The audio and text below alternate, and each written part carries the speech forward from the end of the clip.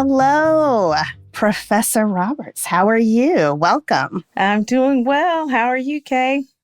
I'm good, thank you. I know today is Tuesday, but it feels like Monday. So that's how I'm coming into today's conversation. But I hope you are more grounded than I am at the moment. The long weekends will get you.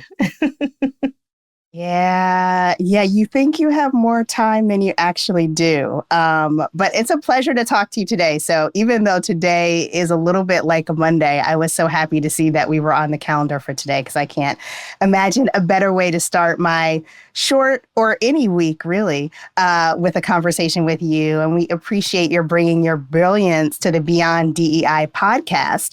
So we're going to get into talking about your phenomenal article. But before we do, wanted to ask you to just introduce yourself, share a bit about your background as an academic and consultant, so folks know a little bit where you're approaching the work from.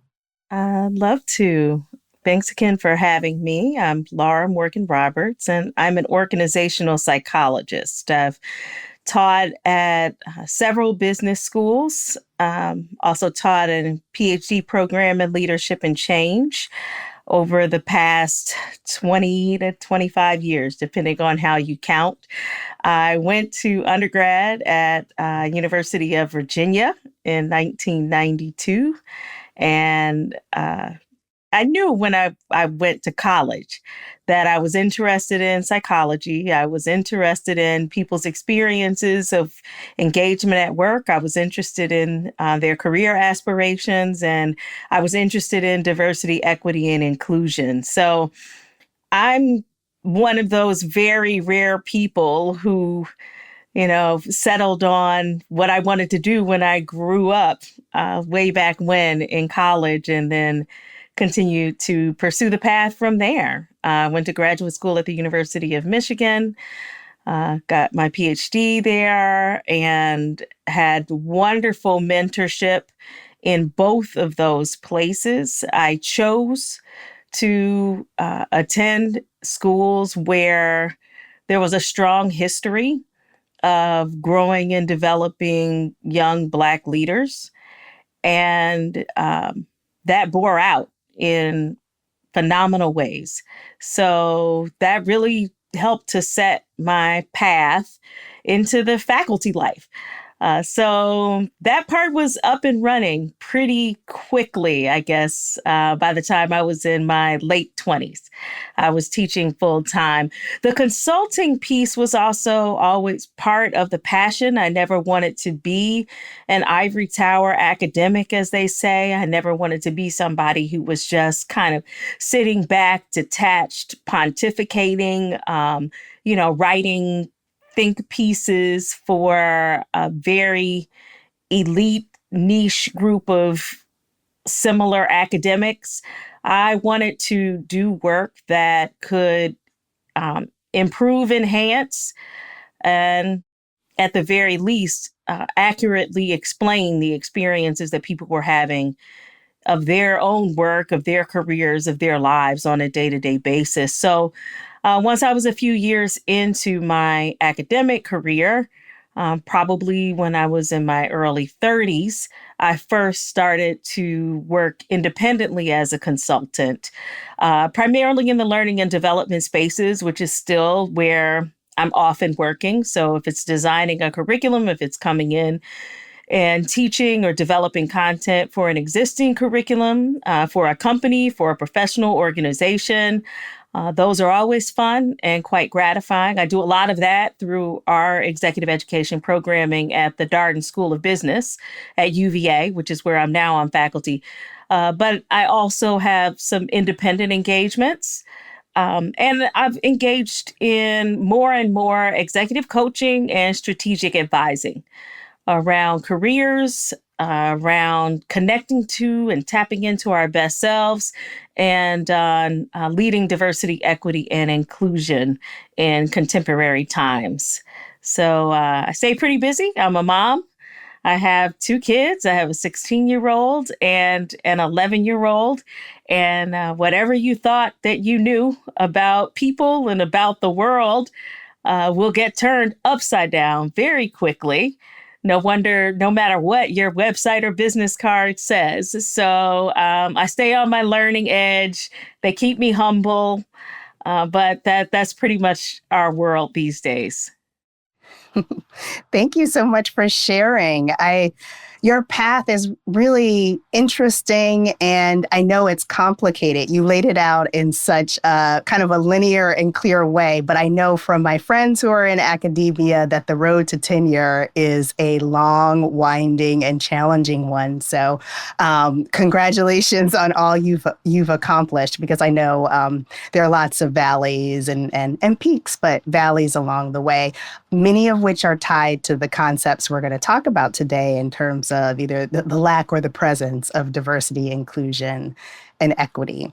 I also really appreciated how you talked about describing like the lived working experiences of folks accurately. That really landed for me. Having been trained as a young consultant and, reading all of these articles about what it's like to work and not seeing your experience reflected there at all. So the accuracy of your statement, and now over time, the increasing accuracy, thanks to folks like you and others who are writing about the experiences of folks of color and beginning to dismantle the prevailing paradigm for leadership, which hasn't been inclusive of us. Like, that's really powerful. And I know as a professional, I appreciate all the work that you're doing. I also really admire how you publish articles in the HBS review, and it's talking about freedom and liberation, which I think is something many of us never thought would be possible. So excited to hear how you landed there and what the framework is that you shared. But sometimes I read your pieces and I feel like it's a little bit of a Trojan horse. Like, you're very transparent about what the article is about, but it comes in a package that I think not everyone is necessarily expecting. Like, I never really expected to click on an HBS or an HBR article and read about freedom and liberation. So thank you. Your work really represents the change that you've helped to accomplish over, as you were saying, those 25 years working in academia. So we're very grateful for all you've done and excited to hear more about it. So, because of the upcoming election, the term DEI hire was very much out there in the atmosphere, I feel like, over the summer. And it's been a part of many of our lives as folks of color, Black folks in corporate America, but also in lots of other sectors, academia, medicine. So it's not an unfamiliar term, but it ended up on the news a lot more than I think it has been in the past, thanks to the upcoming election and the rhetoric in particular around Kamala Harris. So your wonderful article, which talked about the term DEI hire, flipped the term on its head. So wanted to ask you what inspired you to write the article, and what's your approach to flipping the term on its head and reframing the power paradigm around folks of color or women, all underrepresented, historically underrepresented individuals in Mhm. organizations. Yeah. Well, thank you. This it's definitely excuse me, definitely about playing the long game. And so many things, not just my career, the work, um, where the work finds a home, when the moment is right for the work to find a home or a platform, having the connection with the right editor who is receptive to that paradigm, to that narrative is imperative. And thankfully, over time, I have been able to build some of those connections with editors. And so I don't always rush to play the numbers game in publishing. As frustrated as I get personally by my own pace, um, I know that timing is everything. And so with the piece about the DEI hire, obviously that wasn't a new conversation, as you've mentioned. So why did the piece come out in August of 2024 with saying what in many ways was stating the obvious? I mean, for me, it goes back even all the way back to college, when affirmative action practices around attracting, developing, or retaining kids in higher education from Black and Brown and underserved communities. That was the top priority for colleges and universities, and nobody made any bones about it. It was an asset to be able to draw a critical mass of talented, innovative people from diverse perspectives, because it was obvious to people who were really interested in creating the universities, the world, the communities, the workforces of the future. You can't just keep copy pasting what you've done in the past and expect that you're going to be prepared for the, ever changing reality of today and tomorrow. The only way you can get there is to bring in people who see the world a little bit differently, think a little differently, are willing to ask a different set of questions, are just a little edgier, just a little bolder, just a little less comfortable with the way things have always been, the way things have always gone. So the idea that diversity is an asset was not something that I felt I ever needed to make a case for, not in terms of my own self-regard, not on behalf of anyone else. To me, that case had been made a million times over. If we just look at the history of all of the ways in which people who are not white, who are not men, who are not European, who are not cisgender, who are not heterosexual, who are not in the top 0.1%, who are not part of a monarchy, who did not inherit intergenerational wealth, who are not at the top of the caste system, have innovated, have experimented, have built the beautiful society in which we're able to access forms of convenience and advanced technology and medicine and hygiene and learning and insight around the world that, otherwise didn't exist. Okay. So then here we come in 2024, and it just sounds like the same old tune over and over again. Oh, you didn't deserve to get that promotion. You didn't deserve to get admission to this college. You didn't deserve to be at the top of the ticket. You're only there because somebody said they wanted diversity. And so, when people come at me like that, I'm not going to dismiss you out of hand. I'm not going to say, oh, no, diversity doesn't have anything to do with why I'm here. No, you might be right. You might be right. They may have selected me because they were interested in becoming more diverse. And I'm able to bring and offer that. However, you are making a logical leap, which is now becoming a policy leap that suggests that putting any kind of positive value or weight on those differences is inherently wrong. And with that, I say, what's the alternative? What's the alternative? Either, if you're seeing it as either my differences have to be irrelevant or they have to be a liability.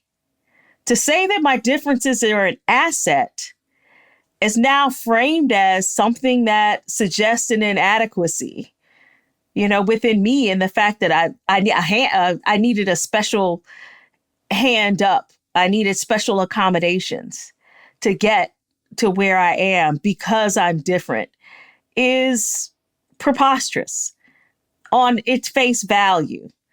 There's also a lot of data that debunk those assumptions as well. So when you look at a presidential candidate who has played the game, all right, got the degrees, check, was a district attorney, check. Okay, this is not someone who even came through the Barack Obama legal path as a community organizer. This is someone who came through a different path in working in the criminal justice system from the side of the table as a prosecutor. Was elected at a state level, California, just a huge state, very competitive. Then is elected to the Senate, is currently the vice president. And now you want to say the only reason that this person is being considered for a senior leadership position is because of their identity categories? It's so dismissive and so absurd that, it obviously begged a response. But unfortunately, Kamala Harris, Vice President Kamala Harris, is not the only one who was catching that flack. And we can talk more about that as well. Thank you for that brilliant intro to set up to the article and why it was needed. And she's certainly not the only one who's catching that flack. Each of us has in our own careers caught it. And the irony, as you said, about the preponderance of data that demonstrates that not just people of color who get into these elite positions, that they're overqualified for their roles relative to their white or male, or as you were saying, straight, able-bodied, heterosexual peers. When you contrast Vice President Harris with the Republican nominee, there are a whole set of standards that defy logic and common sense that are applied to him simply because he is white, male, and wealthy. So she has actual credentials that you outlined, and he has a different set of credentials, but one that, in spite of the obvious behavior that we've all witnessed, maintains his credibility in the eyes of many simply because he is white, male, and wealthy.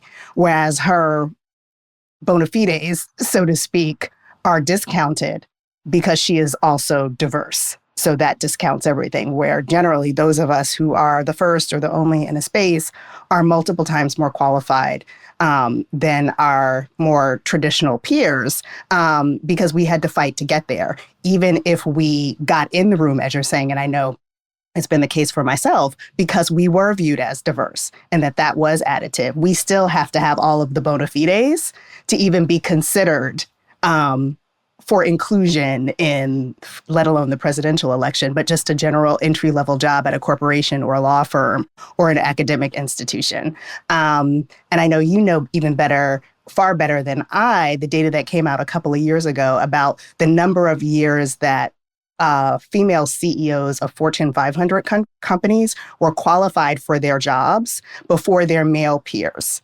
So I think they ended up getting the job something like 8 years later than their male colleagues who had far fewer bona fides or qualifications for that top job before they got it. But women, of course, in predominantly male spaces have to prove themselves time and time again before they're offered the position. So that irony isn't lost on me.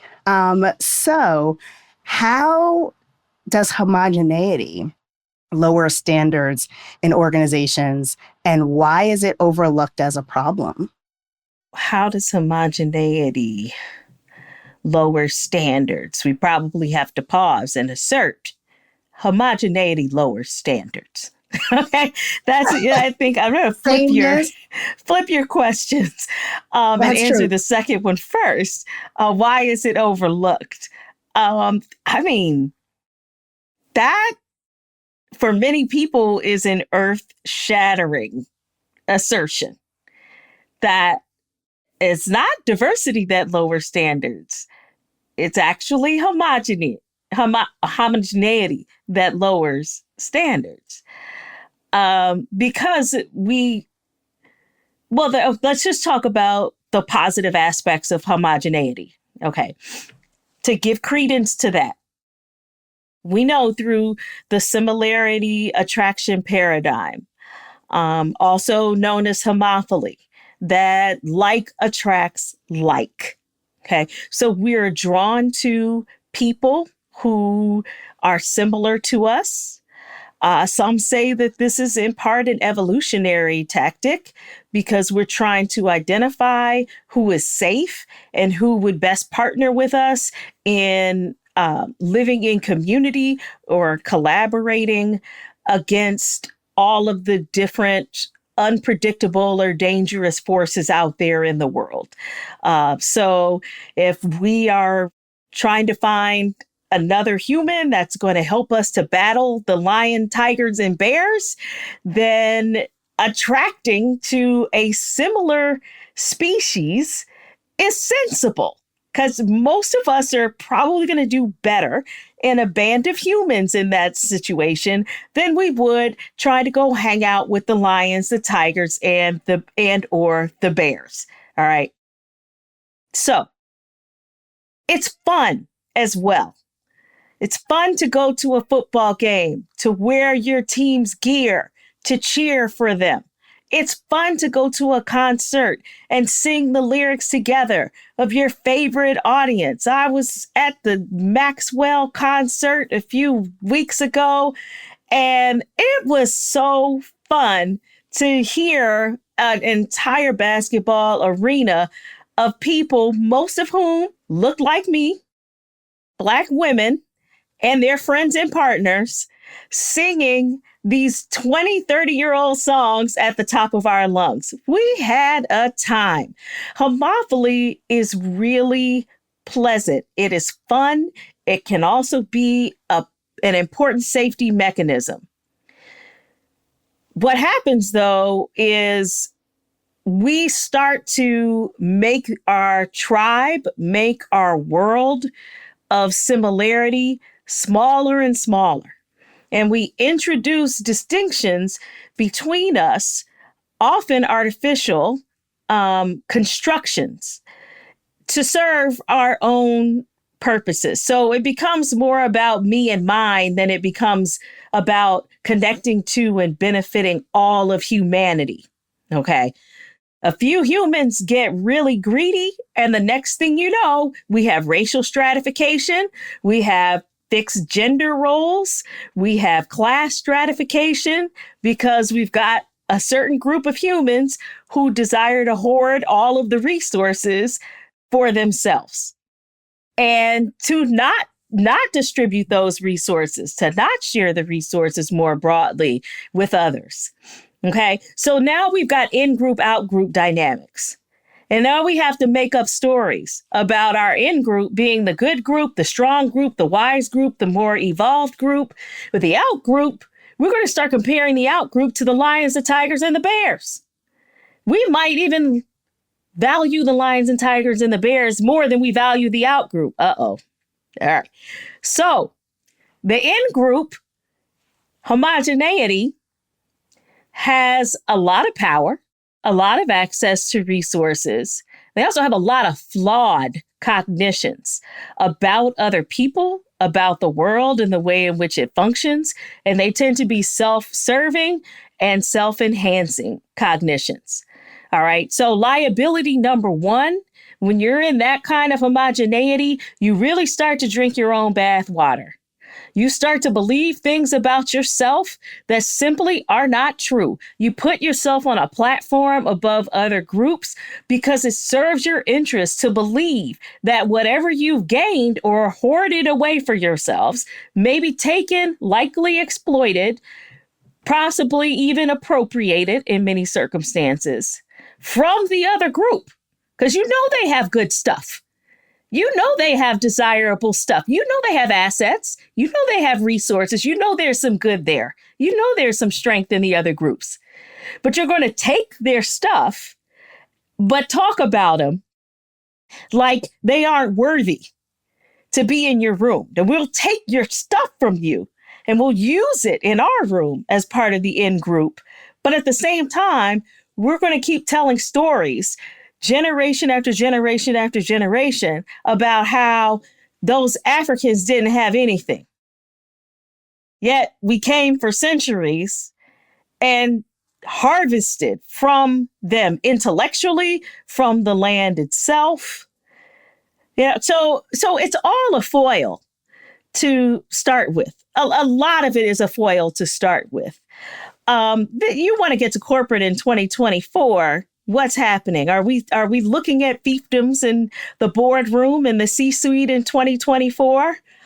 Yeah, we're still looking at insider outsider dynamics, and homogeneity is still leading to flawed decision making, where in the absence of other perspectives, we are less creative. We are we're less critical in our questioning of reality. We're less likely to identify flaws. We're also less likely to identify new possibilities. And so that creates performance challenges. It creates groupthink. It undermines our psychological safety. It makes the boundaries between the in group and the out group impermeable, right? And so then that constrains the freedom of any given individual to move in and out of groups or to move in and out of spaces. It's sort of, if you live in an us versus them world, then you have a set of limited and perhaps false, but still very consequential choices about where your alliances will be, where your identities will be.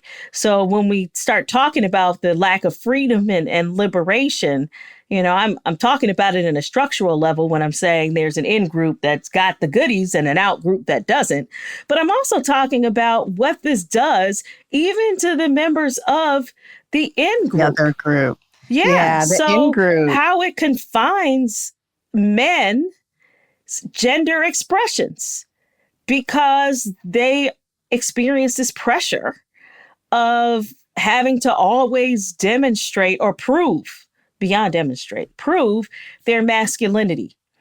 And so then their very gender expression is constrained, not to mention other kinds of constraints that it would pose on their identities as well. Well, I have a question for you, and I'm going to ask you that in a minute. But I completely agree with you, and just want to name for folks that what you're outlining is basically the system of white supremacy, which is basically the white supremacist patriarchy that has hoarded resources for some and then marginalized others. And so what I want to ask you about is how that shows up in corporations and how folks who are coming into those spaces as diverse individuals who may have been labeled DEI hires, how they can navigate those in-group, out-group spaces without this undue burden that's placed on them to prove that they deserve to be there, even though their credentials are more together than the in-group credentials on average. But I just wanted to flag what you're saying for folks if they hadn't clocked it is that within a system of white supremacy, even white people are not free. That's right. Within a system of patriarchy, men are not free because you're constrained by these archetypes on which the human pyramid of human value is based, which says you have to show up and be and do in a certain way. And there are a number of folks who have done writing about this, that even those who have hoarded all of the natural resources and the land and the people for their particular demographic, that they are not free. They are wealthy and powerful, but not free because they can't make choices within the system that you just outlined. They have to align to the in-group to maintain their position and the power and the wealth that comes along with that. And in the United States, since we are coming off of Indigenous Peoples Day, it's like the people were stolen from Africa, the land too and the natural resources, but all of Turtle Island was stolen from Indigenous folks. And that's something that we're still all complicit in invisibilizing because of how we've been socialized in terms of white supremacy, because we're not supposed to remember that the land is stolen. So back to my question. if you are an individual in a corporate or a nonprofit, a philanthropy, really any environment, and you have this label of DEI hire, how do you navigate the structures and the culture that you just outlined without assuming that undue burden that has been placed on you by the system and often by your colleagues explicitly in conversation? How do you Yes. navigate that? Yeah, well, I think the first thing is to recognize that that phrase is being used to weaponize your to weaponize the relative status inequality that exists within the organization, to reify it, meaning they're trying to keep you in your place. Okay. And so we're policing the boundaries here of power and influence and access to resources. And we do that by diminishing, devaluing, disregarding, disappearing your strengths, your capabilities, your contributions, your accomplishments. If we can have a tagline that makes everybody question whether or not you deserve to be in the room with just two words, wow, that's a really powerful weapon. So when somebody comes at you and says DEI hire, in the same way as a kid who came to me senior year in our boarding school and said, you're going to get into so and so college. We were both applying to Stanford, actually. And he said, you're going to get into Stanford because you're a black woman, because you're a black girl. And I was like, no, I'm going to get into Stanford because we're at the Indiana Academy for Science, Math, and Humanities. I have a 4.0 GPA, and these are my SAT scores. And I've also had all of these leadership and extracurricular experiences. Thank you. Good luck on your college search. Good luck. Because Yeah. I know your SAT scores on this. So, I mean, maybe they are. And if so, good luck to you.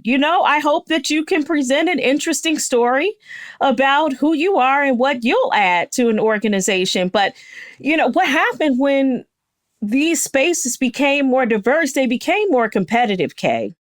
They And did. so Yeah. someone is going to use that term DEI hire to grapple with their own levels of insecurity or try to quell their own levels of insecurity about the increased competition and their fears and anxieties about whether or not they're still going to have the fast track to success, or is their road now going to become more windy? Is it going to take them longer to advance to leadership? There are more people applying to all of these colleges now who will be legitimately considered. In a segregated U.S. society, that was not the case.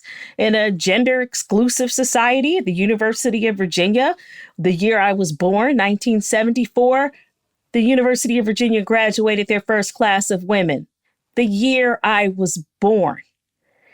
Now, 18 years later, by the time I showed up there, women were everywhere, from administration to, of course, the dorms and the classrooms and the professors. So it didn't take long. But that also meant that, hey, you're going to have to try a little bit harder now, insiders, because there are a lot more people who are being considered for these jobs or these promotions. And so that's an ego defensive response to say, you're only here because you're a DEI hire. So we need to know that. If you're like, what do you do if? I mean, you need to continue to acknowledge and affirm and contextualize what's happening, why it's happening. It's often a sign of someone else's insecurity. Your job is to not internalize it and allow it to become your insecurity, because they are trying to project that baggage onto you.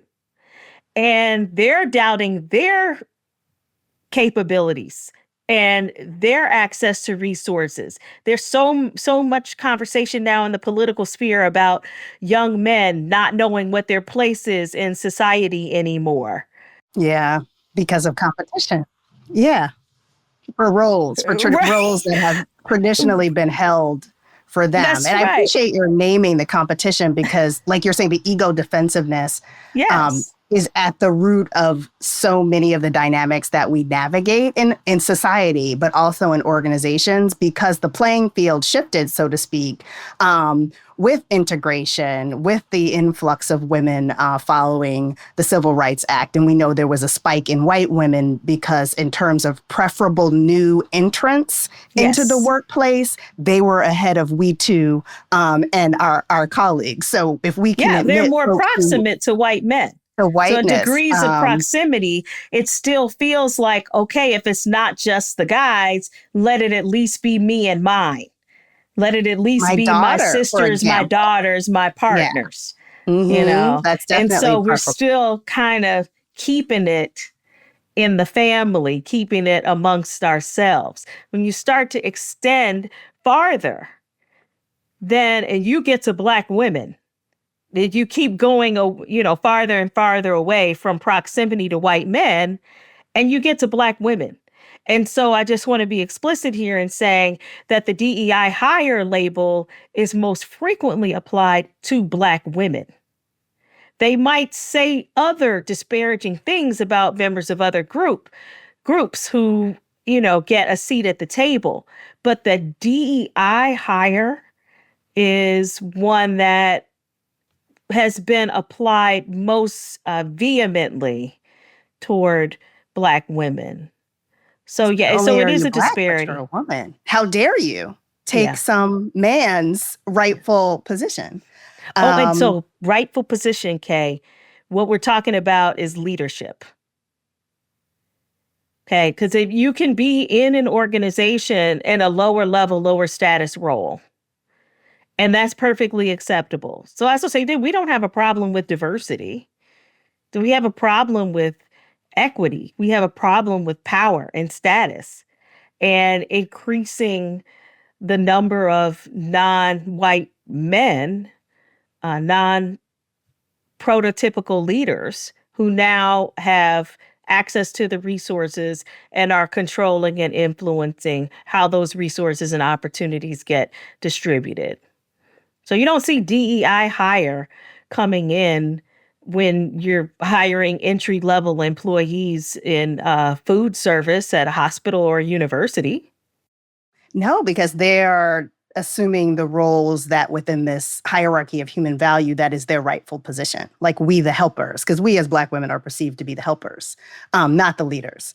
So that's why when we show up in leadership, all sorts of shenanigans ensue in terms of what folks say and project onto us, because how dare we be leaders and be powerful and brilliant and then exercise that power, which is often where the shenanigans and the hurt feelings come into play, when people who look like us exercise their That's power right. and make decisions. And, again, how dare we? And then shenanigans ensue and microaggressions because people really still haven't accepted that the pyramid, the hierarchy of human value on which our society was established, and it's really global, but we're in the United States, that has begun to shift. And so the system seeks to revert back to where it was, which brings me to a Yes. question tied to 2024 in the election. So in the current environment, given the structure that you outlined and how it manifests in organizations and in companies, how do organizations maintain their commitment to equity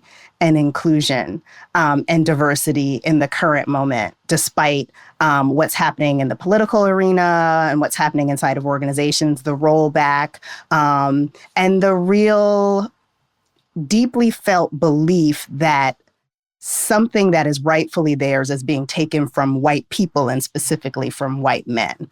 So how do we navigate that in organizations as we're trying to stay committed to equity and inclusion?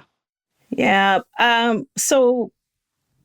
think we're probably in a more realistic place around this work than we were in 2020 when it was trending, when everybody and their granddaddy was jumping on the bandwagon and, wanting to be perceived as one of the good guys. the rubber met the road. This work does not move forward without compromise, without sacrifice, without making some shifts and adjustments. And some people are going to feel uncomfortable and displaced by those changes. Now, in the long run, those changes are going to benefit the whole. Serving the needs and placating the fears and the anxieties of the few is actually not going to benefit the majority of us. And so this is where we see making structural changes to our hiring practices, to our selection practices, building more positive cultures that, and they call it universal design principles, because if I'm changing the very foundation of the organization and the way we do things around here, it doesn't just benefit the marginalized group. It actually helps us to all work together better. And the So, data in says making that. the data says that, yeah, exactly. And so, what leaders need to do is to remember that. Leaders need to remember that. Leaders need to be able to tell that story, that what we're doing is to benefit the whole. It's to benefit us. That's point one. Okay. Um, it's not a punishment. This is an opportunity. Point two, it works when we do the work. And so setting expectations. Research also indicates that leaders who don't set realistic expectations end up falling short in meeting their DEI goals and backpedaling much more quickly because of the resistance that they face. But if you are clear, not just in your own understanding, but in the way that you present this work to the rest of your organization and your stakeholders, we're playing the long game. It's going to take some serious investments over time, but it works if we do the work. It works when we do the work. And that perspective helps people to have a higher level of engagement than they would otherwise. I mean, the last thing I would say is we know that the business case, as much as the positive selling point about performance and innovation outcomes and so forth, all bundled into this business case, where there's an ROI on DEI. And I would say it's possible. But again, it only works if we do the work. We want to have a maximal return on a minimal investment. And so these programs and initiatives are essential. They're significant. Many streams lead to the same river, so everybody's approach doesn't have to be exactly the same. It doesn't have to be cookie cutter. It should align with the strategy of your organization, with your core work, with your region, with your demographic.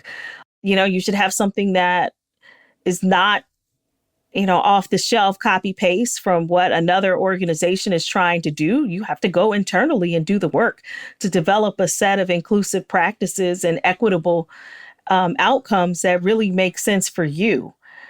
So invest in people who have the leadership, who have the insight, who have the wisdom around doing this work. People think that they can watch one TED talk and then go facilitate a DEI workshop. And it doesn't work that way. It takes thousands of hours of practice, regardless of what credential you may have attained. It takes thousands of hours of practice, of reading, of learning, of developing in order to be able to do this work in a way that generates the outcomes that you seek and that doesn't do harm instead. Harm. Yes. Thank you for naming that, because we all, as practitioners, know that post 2020, people did watch that TED Talk and they did go out there and start holding space for these types of really high stakes conversations. And they did harm folks and organizations. And being an equity and inclusion practitioner is an expertise. And I remember talking to one colleague, I think I was interviewing for something, and they were like, organizations need to understand that when you bring in someone to help with this kind of work, it's expertise like any other. So you have an auditor, you have an attorney, and no one bats an eye at the hourly rate that these folks charge for their expertise cultivated over decades. And folks who do the work that you do and our colleagues do bring that same level of expertise. And the harm piece is at the center of how we approach our work, because that's what you're trying to prevent. And just to be clear, naming that some of us have privileges and some of us don't, that's not the harm we're talking about. That making you aware of your privilege and how it lands, that's not the harmful part that we're talking about. We're talking about the deeply culturally and structurally embedded harms to folks who are not in the majority. And an adept practitioner can hold both of those things and bring people along, but it takes years of experience to do that. I want to be respectful of your time. So my final question is around the 4 freedoms. And so, folks, you can go to the HBR website and search for Professor Roberts' names, and you'll see a name, and you'll see lots of articles. So the DEI Hire article was one, but there's also a really brilliant article on the 4 freedoms. So in terms of the examples that you just shared about how things actually have to work in organizations, would you mind sharing a little bit about the 4 freedoms and how they align with goals of equity and inclusion, and maybe share an example or a policy folks or you've seen work in organizations that people may be able to bring into their practice?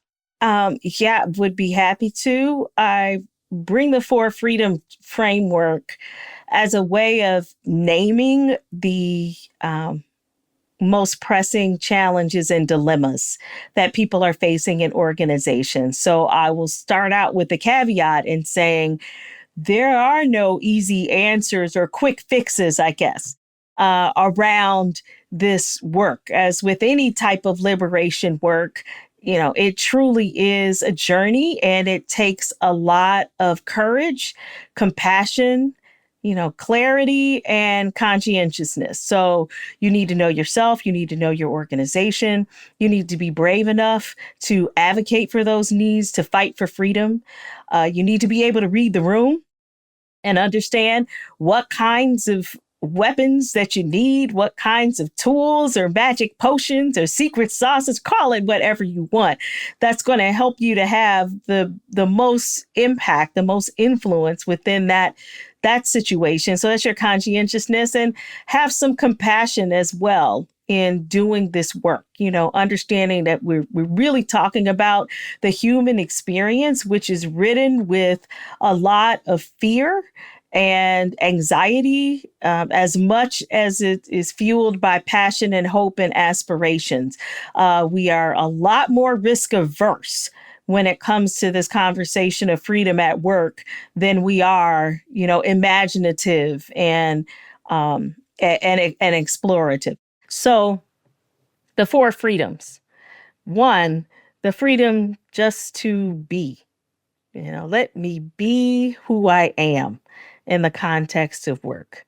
How can I be able to show up at work and not have to suppress the most important, valued, or distinctive aspects of myself in order to build my credibility or to get the work done?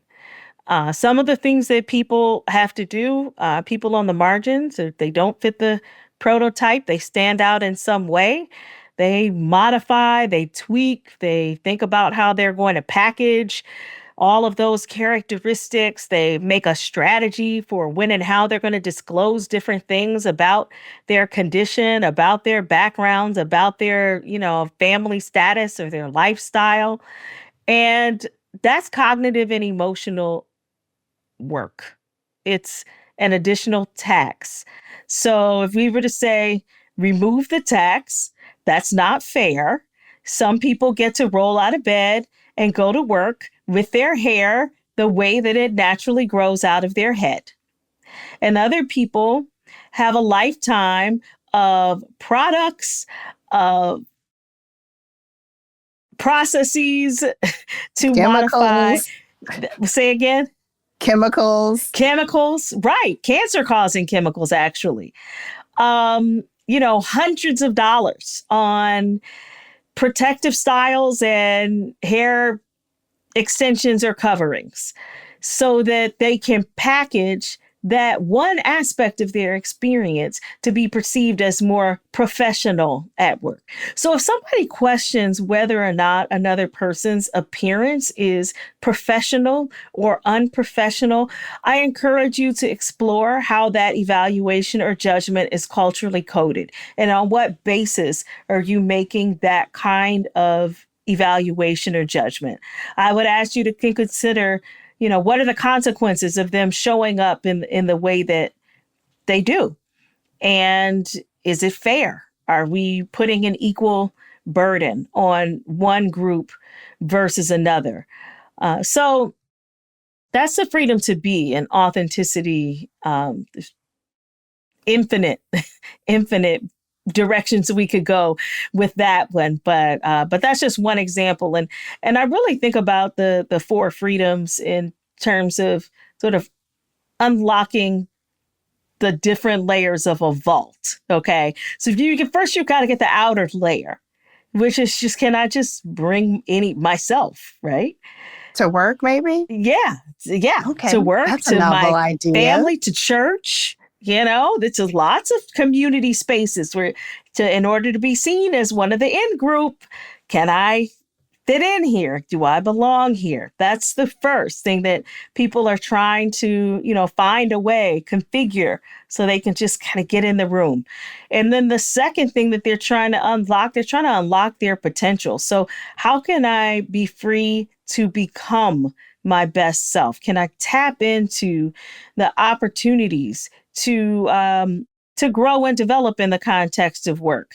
Or am I surrounded by a bunch of dream killers and soul crushers, who are constantly telling me what I can't do? Don't think too much of yourself. Michelle Obama talks about going to college counselors, and my parents' generation, they were part of the college integration generation. They're older than the Obamas, obviously.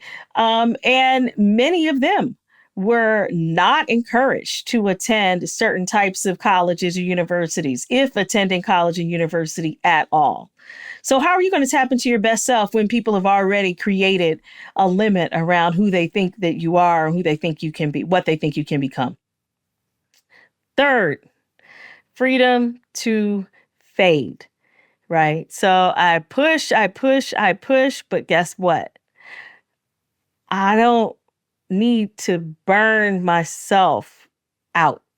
I don't need to put the gas pedal so heavily that I'm not able to sustain. I'm not stopping to refuel. I'm always trying to go, go, go. So I'm going to burn out. I'm applying, too much pressure, or I'm internalizing the pressure that others are applying to me. See, because I don't want anybody to say I'm only here because I'm a DEI hire. So you won't say that about me. So I'm going to show you. So I'll keep working twice as hard. I know the bar is higher for me to get any kind of credit for my work output. And so the freedom here comes from not having to do, whereas the other two are the freedom to have permission to do. This freedom is, I want permission to not have to do XYZ. So workplace, whereas for the second freedom, it's a lot of sponsorship, mentorship, leadership development programs are important there, with the freedom to become our best selves. Here with the third, the freedom to fade, this is where we're looking at workplace flexibility arrangements, things that allow people to craft the way that they work and when they work, so that they're still meeting their obligations, but they're not having to expend a lot of time and energy on non-promotable tasks and inconsequential tasks. So busy work, FaceTime, they can shave off a lot of that and focus more on higher impact work. It's a dilemma for managers. It's a huge dilemma for managers, because I think post-pandemic And with generational changes, well, we're never post-pandemic, but post the quarantine and fully remote phase of the pandemic is what I'm saying. And all of the geopolitical trauma that's currently taking place, people are exhausted. They're absolutely exhausted. And they're bringing that into work because they just know no other way at this point. And so until we develop a set of restorative practices that can all help us to work together in healthier ways, I think it's going to continue to be this push and pull between heads of corporations, heads of universities, and heads of other organizations, feeling like other people are cheating the system. And those same people are feeling like they don't have the flexibility to do their best work. So we have to renegotiate that in terms of our social norms and practices. And I don't have a quick fix for that. But as a manager, I would say trying to be able to have some flexibility where you can and come to some shared understandings is more important now than ever. You can't take it for granted.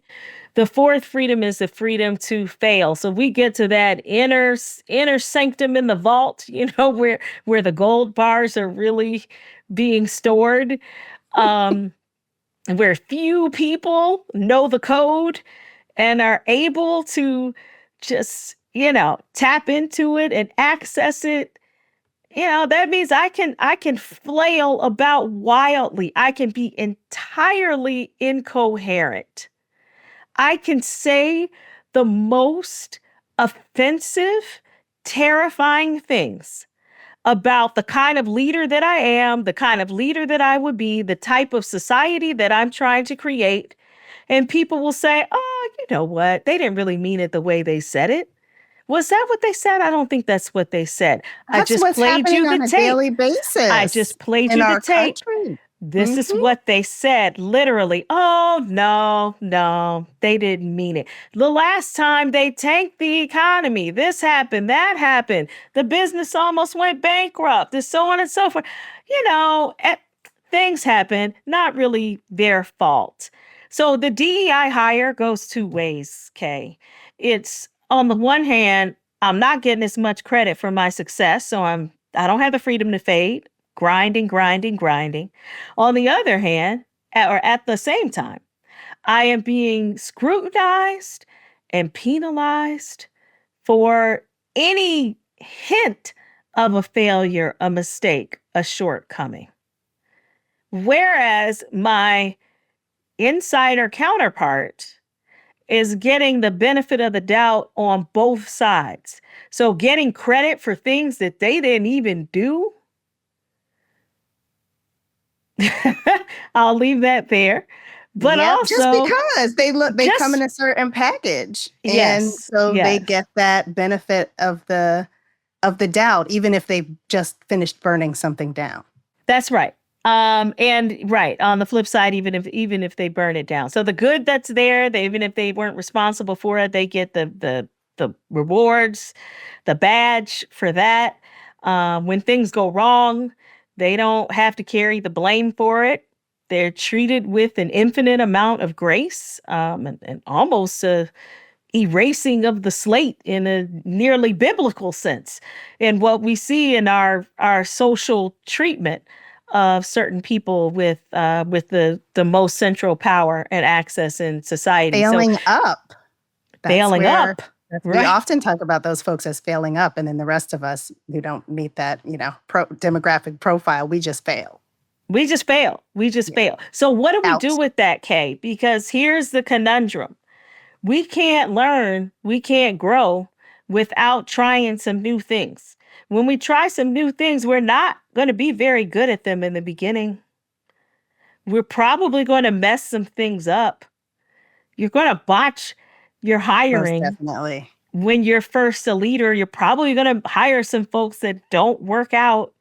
You may mix up some numbers on a spreadsheet or use the wrong version of the slide deck or have your technology go south, or make the wrong call on an investment, or lose a case in the courtroom, or lose a patient in the OR, or say something that is hurtful in your class if you're an educator and have to go back and do some restorative work. We all fall short. We're human. That's the whole point of the four freedoms, is in acknowledging and tapping into our common humanity. And we can't walk around pretending as though we're perfect. We're not human if we do. And so it's creating enough space for us to fail and learn from the failure, to learn to be willing to engage in restorative and redemptive acts when our failure has caused harm to other people, has let other people down, instead of pretending like it didn't happen at all. So if I'm more free to fail, it doesn't mean I'm just walking around wildly dropping balls and making a mess of things for everybody else. It means I'm very, very thoughtful and aware of that in quite a humble way. And I'm trying to grow and learn and improve. And that's how we will get wherever we're going, because we're not quite sure where there is, because we live in a society that was designed to be inequitable. So in coaching, sometimes I'll tell folks that we at Equity in the Center say building a race equity culture, but we're trying to create something that the overwhelming majority of us, but really as a society as a whole, we have not experienced, because our society is inequitable by design. So there is no playbook. You literally have to innovate your way to equity. And if you are not failing, if you are not making mistakes, I like to say that you're not taking the sufficient level of risk. Because if we Yes. were in a startup and, maybe we had some Bitcoin, or like pick your cryptocurrency of the moment, we would be failing wildly all over the place, bankrupting people. We would totally get another loan for our next business. But when we're talking about race and equity and inclusion, the failures are deal breakers often for us individually,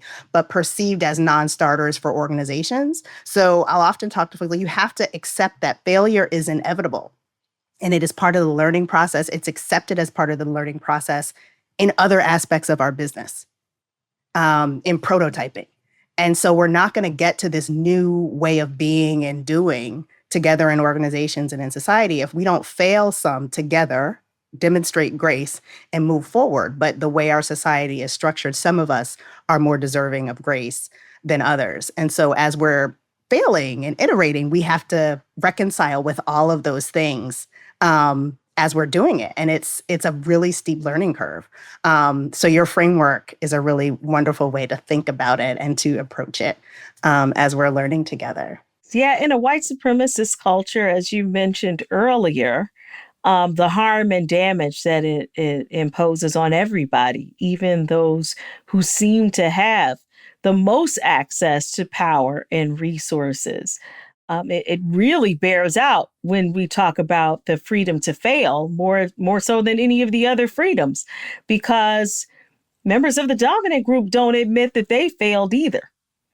They'll blame somebody else. They'll explain it away. They'll pretend like it never happened at all. But they've not found ways to engage in a psychologically safe manner with these learning and innovation processes. And especially not when it comes to doing the work of diversity, equity, and inclusion. I love that you said we have to innovate our ways to equity, because senior executives have asked me, in the coaching and advising, to help them. They don't want to do things that are hurtful. They don't want to say the wrong thing. They don't want to do the wrong thing. And I can't help you with that. You're going to say the wrong thing. I got bad news for you. So where do you move This is forward? part of the work. Yeah, and that's really hard for people to accept, particularly Yes. senior leaders. And it's their people perceive their literal job. And I think if you look at folks' job description, often your literal job is to know. But we're talking about a body of work where none of us know. Some of us have been practicing longer than others, but there is no recipe. And that's one of the hardest things I think I struggle with in coaching, like chief executives, that you don't know, and you have to say that you don't know. We all don't know. It's not just you. Some of us have been practicing longer, but it is not your individual leadership failure that you don't know how to center and operationalize equity in every aspect of your work. I will not be able to find you an individual who who has that totally tied up with a bow. Each of us who practice continue to make mistakes, and perfectionism is a pillar of white supremacy and how it manifests in society and organizations. And that is a really difficult thing for people to let go. And I know as folks of color, like those of us, it's hard for us too, because we have not had the privilege to fail. Like we know what happens when you make a mistake and you are of a diverse background. So I find that even myself, it's taken, I'm still on the journey with perfectionism, and we all are. But often when I coach teams or leaders of color, they'll say, but like, I'm not allowed to do that. I'm not allowed to make those kinds of mistakes. So how you now want me to go in front of everybody and say that I'm going to make mistakes.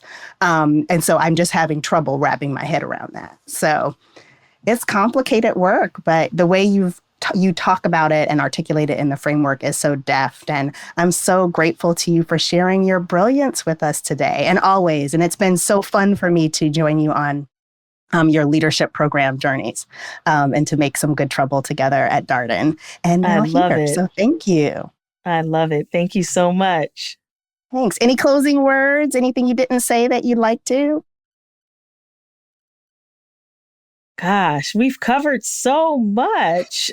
Um, I guess, the last line in the article speaks to a body of work that I've been developing over the past 4 years in tandem with the Freedom Framework, which is, evolving my work on positive identities and tapping into our best selves and, how that intersects with diversity, equity, and inclusion. And, we do find that it's those feelings of insecurity and inadequacy that are taking us all out.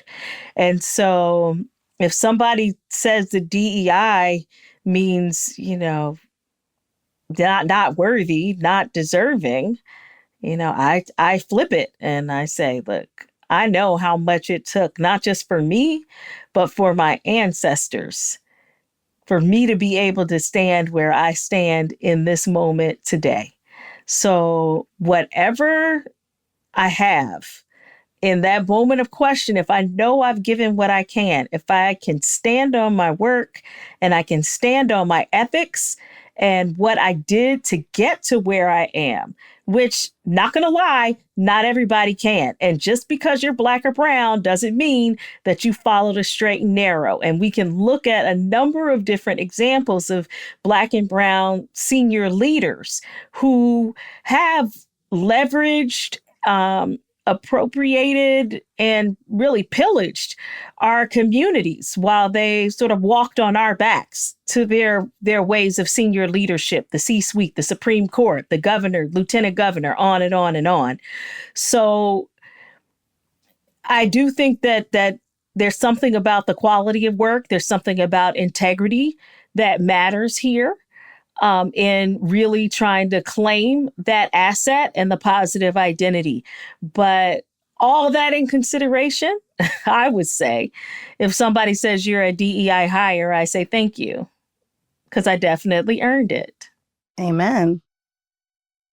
Absolutely. Thank you so much. That's a wonderful note on which to close. And it's not an insult. If you actually think about what, like you're saying, each of us took, and then our parents and their parents, what it took for them to accomplish whatever they have in their careers, their road to hoe, so to speak, like kind of speaks for itself.